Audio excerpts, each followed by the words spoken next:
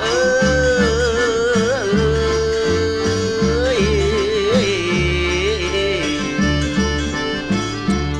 ลามุงหมอนที่นอนนุ่มๆลาอกบุญสาวรุ่นเคยกอดสองแขนสอดกอดเอวหมดตาน้อยป้าลอ